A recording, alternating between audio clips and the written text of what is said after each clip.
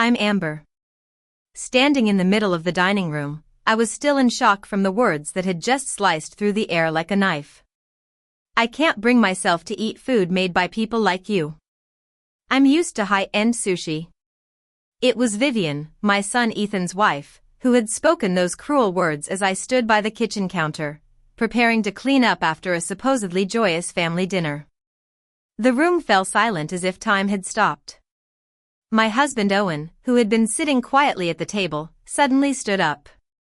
With a single word, enough, the atmosphere froze, and everyone in the room was paralyzed. How did we end up here? It all started when Ethan introduced Vivian to us. Ethan was our older son, a hard-working and ambitious young man. He had graduated from a top-tier university and landed a high-paying job at a well-known firm. Our younger son, Lucas, was a talented athlete, having earned a basketball scholarship to a prestigious college.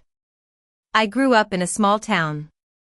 My parents were farmers, and they worked from dawn till dusk to make ends meet. Although we didn't have much money, my parents always made sure I felt loved. They taught me the value of hard work, honesty, and family.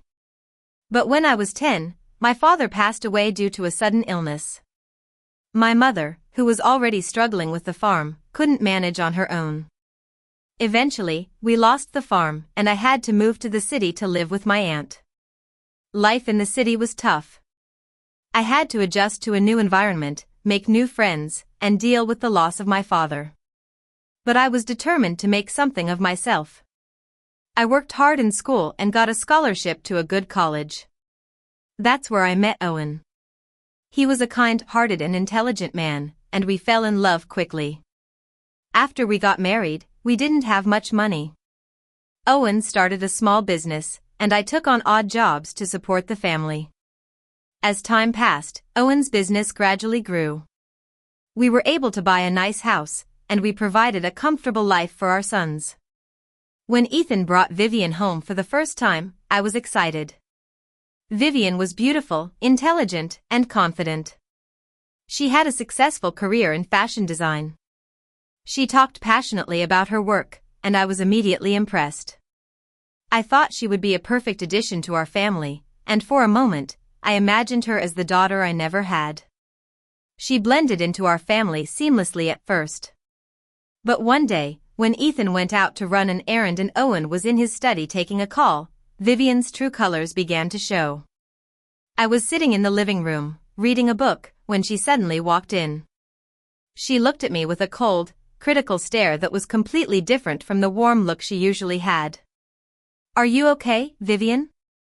I asked, concerned. "What do you mean?" She replied, her expression hardening. "I just noticed that you seem a bit off," I said carefully. "Oh, it's nothing," she said dismissively. Then, pointing at the cookies I had baked earlier, she added, "Where did you get these cookies? They taste terrible." I was stunned. "Excuse me?" I said, not quite believing what I had heard. She smirked and said, "I have a pâtisserie I always go to. Next time, I'll bring some. You'll see the difference." Her words, full of superiority, hung in the air. I was hurt, but I decided to stay silent. When Ethan came back, Vivian immediately put on her sweet smile again, as if nothing had happened. I didn't mention it to Ethan, but a sense of unease settled in my heart. Later that evening, Lucas came home. He was tired from a long day of practice. Vivian jumped up and greeted him enthusiastically. "Hi, I'm Vivian. I've heard so much about you from Ethan." Lucas smiled politely but tiredly and shook her hand. "Nice to meet you," he said, his tone a bit distant. We all sat down at the table for dinner.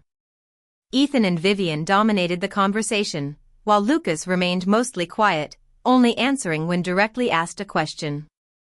"Lucas, you play basketball in college, right? What position?"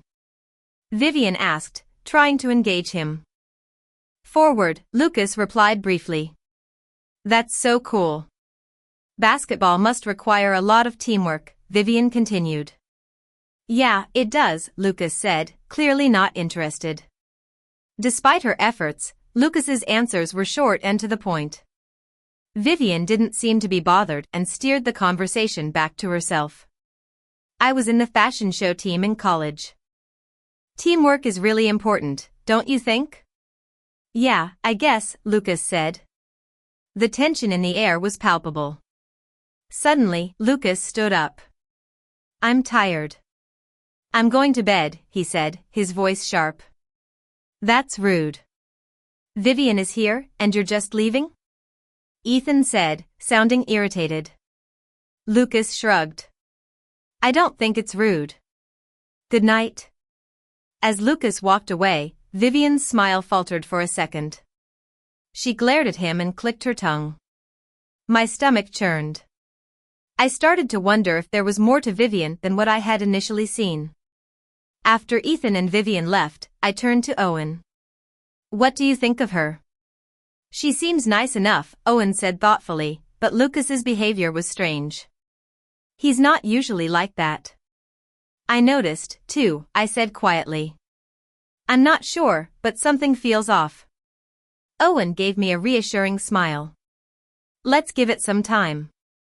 People see things differently. That night, as the house grew quiet, Lucas came to me. Mom, can we talk? Of course, I said, gesturing for him to sit next to me on the couch. He hesitated for a moment and then said, that girl, Vivian, I'm not sure I can get along with her. Ethan seems to really like her, but I just don't feel right about her. Why do you feel that way? I asked softly. It's not anything specific, he admitted, just a gut feeling. I nodded. I get it. Sometimes, our instincts tell us more than we realize. He looked relieved. She smiles, but there's something fake about it. I feel that, too, I admitted. I'm not trying to speak badly of her, but something about her just doesn't sit right with me. I don't want to upset Ethan, but I can't ignore my feelings either. We talked for a while longer, and Lucas's concerns mirrored my own. It made me more certain that I should be cautious around Vivian. The next morning, things got tense at breakfast when Vivian's name came up. Lucas's face tightened. Ethan, what is it that you see in her? Lucas asked. Enough, Lucas, Ethan snapped. Why do I always have to explain myself to you? Mom also seems to have some concerns, but I like her. I don't care what Mom says, Ethan shouted. I really like Vivian. The argument escalated quickly, and I had to step in. That's enough. You two can't talk to each other like this. Lucas quieted down, but his expression was still angry. Ethan was also very upset. I tried to calm the situation. Lucas, we need to respect Ethan's choice, but Ethan, we also can't ignore how Lucas feels. Fine, Lucas muttered, backing off. Breakfast ended on a tense note, and Lucas's worried look stayed with me. But despite the tension, Ethan and Vivian got married. They planned to spend their first married Christmas with us, and I prepared a big feast to celebrate. When they arrived, Vivian's face lit up at the sight of the meal. Wow, this looks amazing. I've never seen anything like this before, she said. Thank you, I said warmly. I made this to celebrate your marriage. Thank you so much. I feel so lucky, Vivian said, smiling sweetly. I was a bit relieved. We sat down to eat, and the meal seemed to go well. But as we were cleaning up, Vivian's tone changed again. These plates are kind of old, aren't they? She said, her voice dripping with condescension. These plates have been with us since our wedding day. They hold a lot of memories, I explained. I see, she said with a smug smile. Or maybe you can't afford new ones. Before I could respond, she added coldly, you should serve caviar next time. I can't eat homemade food made by people like you. I was completely taken aback. Did you just call us poor? I said, my voice rising involuntarily. This attracted the attention of Ethan, Lucas, and Owen. It's nothing, Vivian quickly said, trying to dismiss it. But I couldn't let it go. You did, didn't you? I said. She clicked her tongue, showing a look of disdain. So, the mask falls off, Lucas said, glaring at her. Why did you even marry Ethan? You're just after his and Dad's money, aren't you? Calm down, Lucas, Ethan said, stepping in. This is ridiculous. Ridiculous? Didn't you hear what she said to Mom? How can you defend her? Lucas retorted, and the tension between the brothers reached a new high. I was just joking, Vivian said dismissively. You're all making a big deal out of nothing. A joke? I said, my voice firm. Even as a joke, that's something you don't say. Words like that hurt. Vivian rolled her eyes. Fine. I'm sorry if you're all so sensitive. Sensitive? Lucas was furious. This isn't about sensitivity. It's about respect. Do you even care about Ethan or this family? Vivian sighed dramatically. Of course I care about Ethan. Why else would I marry him? Lucas didn't buy it. Then why talk like that about his family? If you really cared, you wouldn't disrespect us. I'm just being honest, Vivian shot back, her tone becoming harsher. Ethan told me how hard your life was growing up. I'm just stating the truth.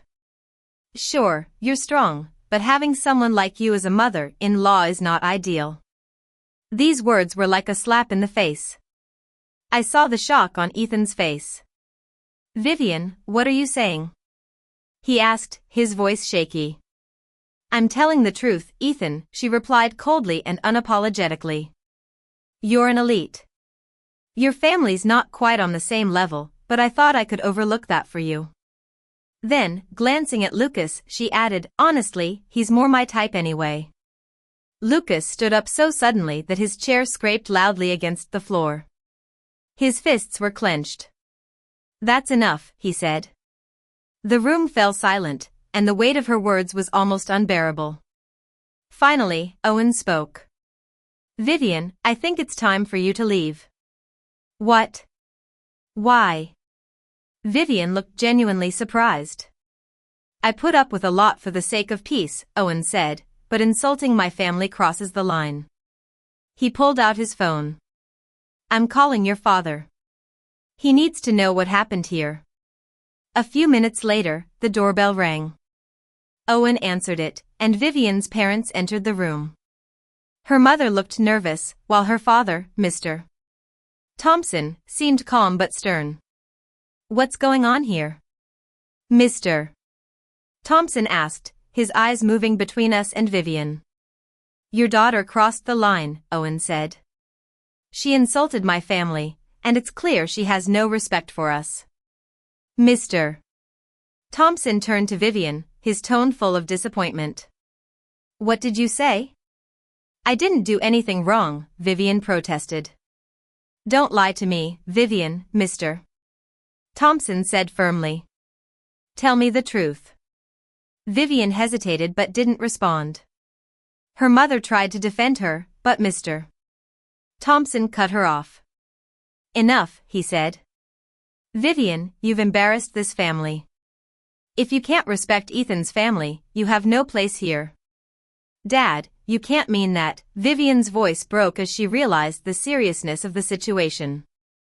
I do, Mr. Thompson said firmly. It's time for you to grow up. You'll learn the value of respect and family when you're on your own. Tears welled up in Vivian's eyes, but Mr. Thompson didn't waver.